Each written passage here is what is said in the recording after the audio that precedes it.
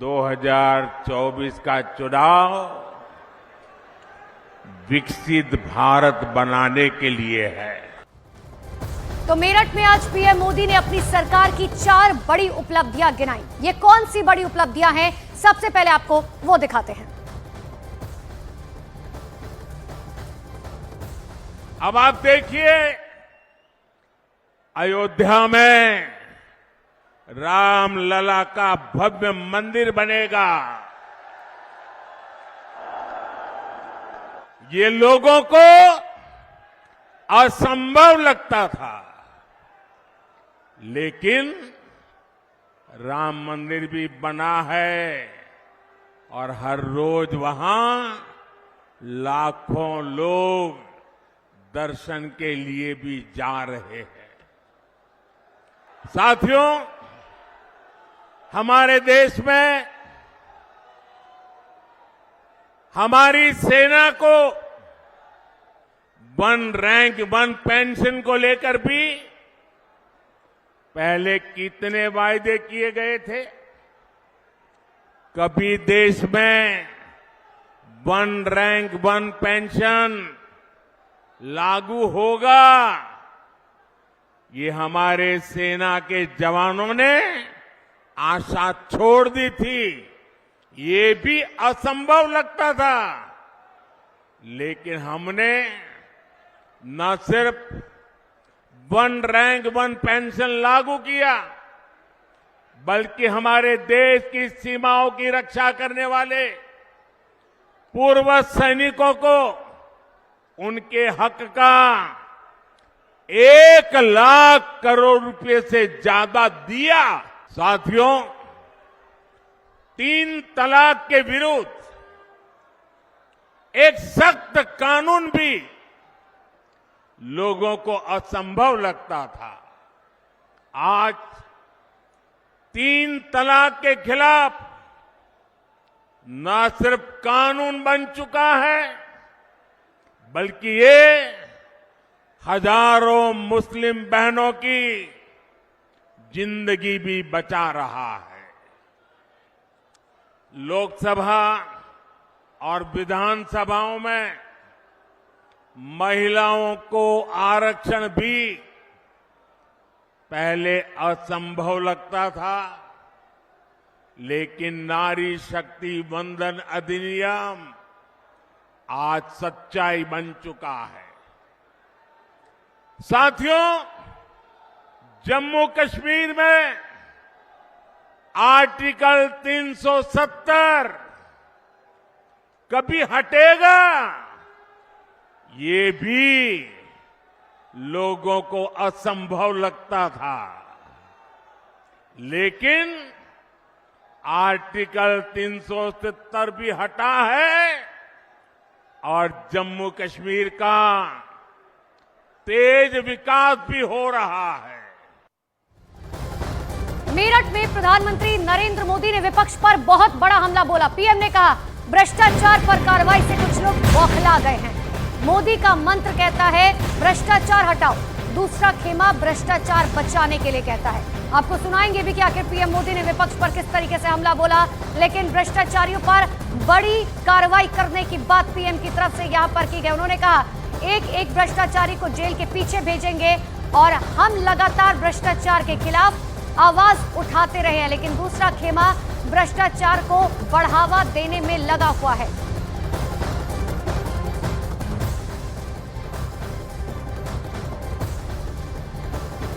हमने भ्रष्टाचारियों की संपत्ति जब्त करके 17,000 करोड़ रुपए, कितने?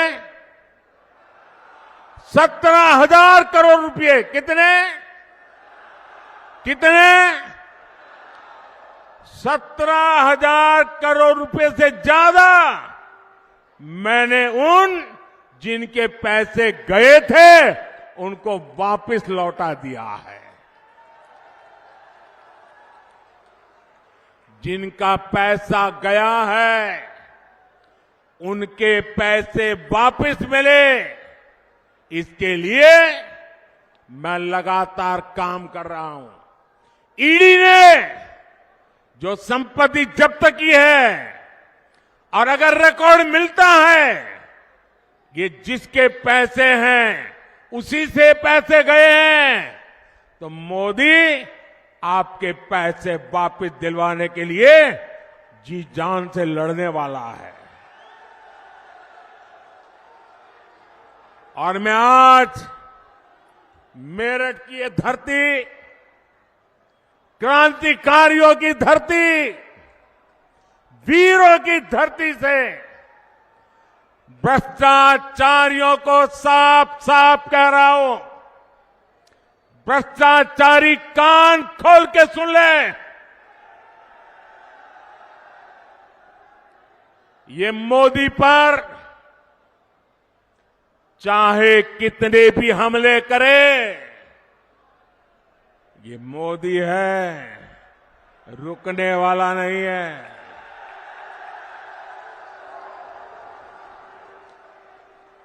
भ्रष्टाचारी चाहे कितना ही बड़ा क्यों ना हो, एक्शन होगा, जरूर होगा। जिसने देश को लूटा है उसे लौटाना ही पड़ेगा, ये मोदी की गारंटी है।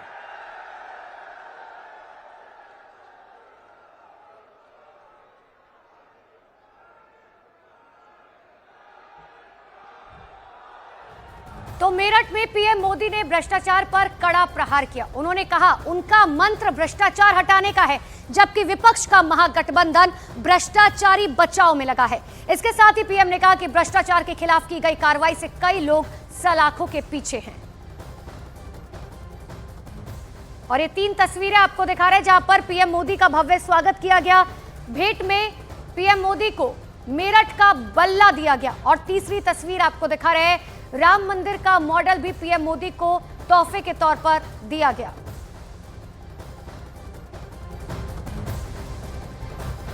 तो मेरठ से प्रधानमंत्री नरेंद्र मोदी ने चुनावी शंखनाद कर दिया है, लेकिन उससे पहले की तस्वीरें आपको दिखा रहे हैं। जिस वक्त पीएम मोदी वहां पर पहुंचे तो पीएम मोदी का भव्य स्वागत किया गया। मोदी मोदी के नारों से किस तरीके से मेरठ की धरती गूंज उठी, वो तस्वीरें आपने देखी। दूसरी तस्वीर में आप देखेंगे, क्योंकि मेरठ का बल्ला पूरे भारत में ही नहीं पूरी दुनिया में मशहूर है, और इसीलिए पीएम मोदी को मेरठ का ये बल्ला तोहफे के तौर पर दिया गया। और तीसरी तस्वीर आपको दिखा रहे हैं जहां पर राम मंदिर, जिसका जिक्र करते हुए पीएम मोदी नजर आए। पीएम ने बताया कि 500 साल बाद किस तरीके से अयोध्या वासियों ने और खुद राम लल्ला ने इस बार होली खेली। उसी राम मंदिर का मॉडल पीएम को भेंट किया गया। हालांकि पीएम मोदी की तरफ से साफ तौर पर भ्रष्टाचार को लेकर विपक्ष पर तंज कसा गया कि जिस तरीके से पूरा विपक्ष एकजुट होकर भ्रष्टाचारियों को बचाने की कोशिश कर रहा है। हमारा सिर्फ एक ही नारा है, भ्रष्टाचार हटाओ, और उसी को लेकर हम आगे बढ़ रहे हैं। हालांकि चुनावी शंखनाद आज पीएम की तरफ से किया जा चुका है। आने वाले समय में पीएम मोदी की तरफ से अलग अलग जगह तमाम रैलियां की जाएंगी, लेकिन मेरठ में पीएम मोदी ने भ्रष्टाचार पर कड़ा प्रहार किया। उन्होंने कहा उनका मंत्र भ्रष्टाचार हटाने का है, जबकि विपक्ष का महागठबंधन भ्रष्टाचारी बचाव में लगा है। इसके साथ ही पीएम ने कहा कि भ्रष्टाचार के खिलाफ की गई कार्रवाई से कई लोग सलाखों के पीछे हैं। मोदी का मंत्र है भ्रष्टाचार हटाओ। वो कहते हैं भ्रष्टाचारी बचाओ। ये चुनाव इन 2 खेमों की लड़ाई है। एक खेमा एनडीए का, जो भ्रष्टाचार हटाने के लिए मैदान में है। दूसरा वो खेमा जो भ्रष्टाचारियों को बचाने के लिए मैदान में है। फैसला आपको करना है। भ्रष्टाचारियों से बचाने के लिए जो कदम उठाए जा रहे हैं, उनके खिलाफ एक बहुत बड़ी लड़ाई लड़ रही है। और इसलिए बड़े बड़े भ्रष्टाचारी आज सलाखों के पीछे हैं।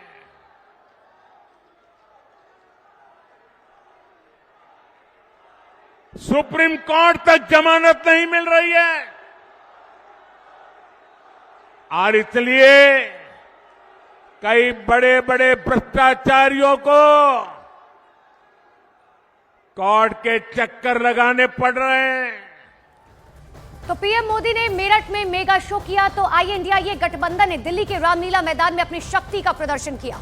आईएनडीआईए गठबंधन की लोकतंत्र बचाओ रैली को बीजेपी ने परिवार बचाओ रैली कहा। ऐतिहासिक मैदान है और आज जब हम लोग इकट्ठे यहां हुए हैं, जब हम आज सब मिलकर के एक साथ खड़े हुए हैं, तो इस मैदान से ये ऐलान होने जा रहा है कि हुक्मरान जो दिल्ली में बैठे हैं वो अब ज्यादा दिन रुकने वाले नहीं हैं। जिस रैली को इन्होंने लोकतंत्र बचाओ रैली कहा है, वास्तविकता में वो परिवार बचाओ और भ्रष्टाचार छुपाओ रैली है। मैं पुनः कह रहा हूं, यह तथाकथित लोकतंत्र बचाओ रैली वास्तविकता में परिवार बचाओ भ्रष्टाचार छुपाओ रैली है, क्योंकि सभी भ्रष्टाचारी एक दूसरे का साथ देते हुए भ्रष्टाचार के भाईचारे में एक साथ हैं। और ये मैं अभी आपको बता रहा हूं, परिवारवाद के कुछ नए आयाम, परिवारवाद के कुछ नए स्वरूप, परिवारवाद के कुछ सदस्यों का नया अन्नप्राशन होता हुआ आपको आज नजर आएगा।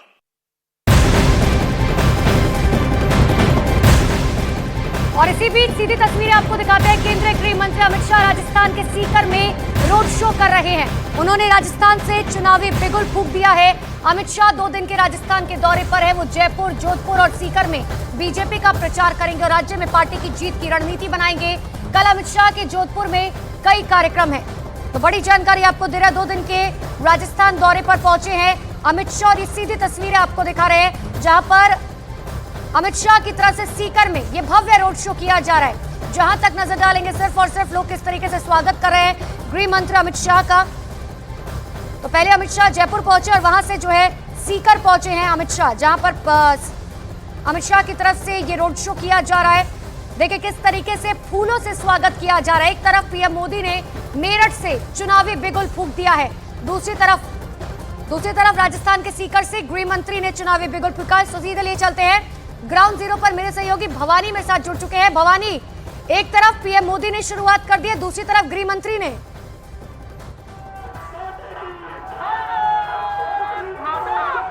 भवानी, आवाज पहुंच पा रही है अब तक मेरी? जी मुझे आवाज मिल रही है। इस वक्त देखिए, इस वक्त मैं घंटाघर चौक पर हूँ सीकर का, और मेरे पीछे की जो तस्वीरें देखेंगे भव्य रोड शो अमित शाह का। जितनी हम तस्वीर दिखाएंगे तो अमित शाह काफी पीछे हैं, लेकिन यहाँ पर एक बड़ा आगे आप देख सकेंगे कि अलग अलग भारत माता की तस्वीर वाले घोड़े हैं। इसके अलावा पीछे ऊंट भी हैं जहाँ पर कैनन से सलामी दी जा रही है। और यहाँ ये पूरा, और क्योंकि सीकर से सुमेधानंद है वो तीसरी बार से कैंडिडेट है, काफी अहम है सीकर, जहाँ इस बार गठबंधन का प्रत्याशी सामने, आप सामने देखिए कि इस चारों तरफ आप देखिए कि आगे से किस तरीके से ऊंट पर कैनन सजी हुई है। यहाँ पर अमित शाह जो आ रहे हैं वो पूरा इस चौक से होते हुए यहाँ से गुजरेंगे और यहाँ से तकरीबन 3 किलोमीटर लंबा। तो ये ठीक है भवानी लौट रही हूँ मैं आपके पास। एक बार ये सीकर से सीधी तस्वीरें आपको दिखा रहे हैं। गृह मंत्री अमित शाह पहुंच चुके हैं सीकर, राजस्थान से चुनावी बिगुल फूंकते हुए नजर आ रहे हैं। एक तरफ अब भारतीय जनता पार्टी, आप ये समझिए पूरी तरीके से देश जो है वो चुनावी मोड में जा चुका है। लोकसभा 2024 के चुनाव जब 19 अप्रैल से शुरुआत होंगे तो पहले चरण में 12 सीटों पर राजस्थान में चुनाव होंगे, दूसरे चरण में 13 सीटों पर वोटिंग होगी। और इन सब के बीच में गृह मंत्री अमित शाह सीकर पहुंचे हुए 2 दिन के राजस्थान के दौरे पर हैं। और किस तरीके से फूलों से स्वागत किया जा रहा है गृह मंत्री अमित शाह का, ये देखिए। आपको राजस्थान की लोकसभा सीटों के बारे में भी बता रहे हैं कि 25 लोकसभा सीटें और भारतीय जनता पार्टी ने 25 की 25 लोकसभा सीटें जो है वो जीती थी।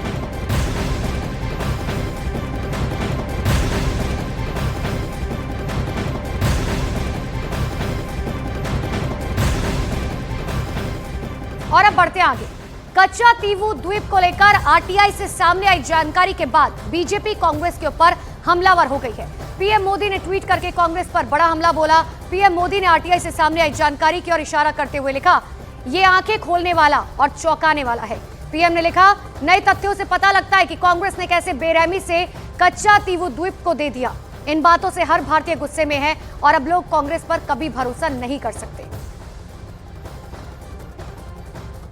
आज ही कांग्रेस का ये एक और देश विरोधी कारनामा देश के सामने आया है। तमिलनाडु में भारत के समुद्री तट से कुछ दूर, कुछ किलोमीटर दूरी पर श्रीलंका और तमिलनाडु के बीच में समंदर में एक टापू है, एक द्वीप है, कच्चा थीवू। अलग अलग नाम भी लोग बोलते हैं, कच्चा थीवू। ये द्वीप सुरक्षा की दृष्टि से बहुत महत्वपूर्ण है। देश आजाद हुआ तब हमारे पास था और ये हमारे भारत का अभिन्न अंग रहा है। लेकिन कांग्रेस ने 4-5 दशक पहले कह दिया कि ये द्वीप तो गैर जरूरी है, फालतू है, यहां तो कुछ होता ही नहीं है। और ये कहते हुए मां भारती का एक अंग आजाद भारत में ये कांग्रेस के लोगों ने, इंडियन अलायंस के साथियों ने मां भारती का एक अंग काट दिया और भारत से अलग कर दिया। कच्चा तीवू द्वीप मामले पर बीजेपी नेता अन्ना मलाई ने कांग्रेस को घेरा। उन्होंने कहा, आज पता चला कि 1974 में उस समय की सरकार ने अवैध तरीके से कच्चा तीवू द्वीप को दे दिया था। 1974 में पूरा कच्चा तीवू was ceded to Sri Lanka. So वो टाइम में government of India was very clear, Congress government, to pacify Tamil Nadu. एक आर्टिकल 6 was inserted। आर्टिकल 6 में क्या लिखा? कच्चा तीवू was ceded to Sri Lanka, but कच्चा तीवू का फिशिंग राइट्स इंडिया फिशरमैन के पास है। तो clearly understand, Congress has done a historical blunder, unforgivable blunder by giving away Kachativu to Sri Lanka, which the people of Tamil Nadu will never forgive.